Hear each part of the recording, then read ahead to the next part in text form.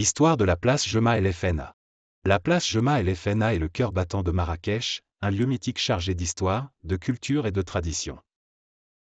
Son histoire remonte à la fondation de la ville au XIe siècle et elle n'a cessé d'évoluer au fil des siècles pour devenir un symbole emblématique du Maroc.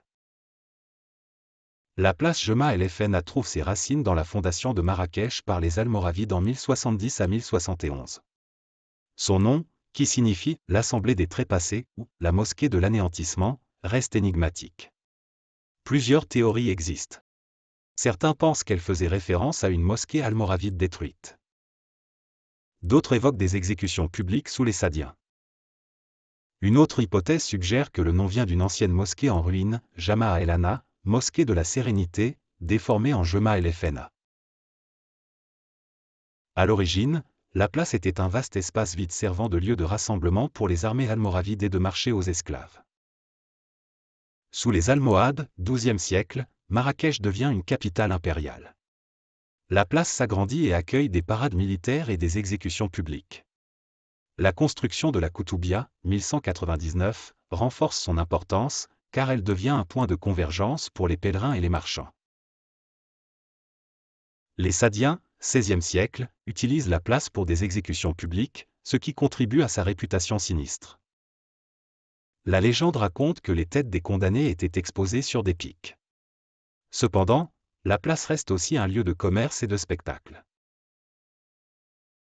À partir du XVIIe, la place Jemaa El Fna se transforme en un haut lieu de la culture populaire. Marchands ambulants, vendeurs de jus d'orange, d'épices et de fruits secs. Artistes de rue, conteurs, acrobates, charmeurs de serpents, musiciens gnawa et danseurs. Médecins traditionnels, herboristes et guérisseurs proposant des remèdes naturels. La place devient un espace de sociabilité unique, où se mêlent habitants et voyageurs. Colonisation française, XXe siècle. Sous le protectorat français, 1912 à 1956, la modernisation de Marrakech touche aussi Jemaa El Fna.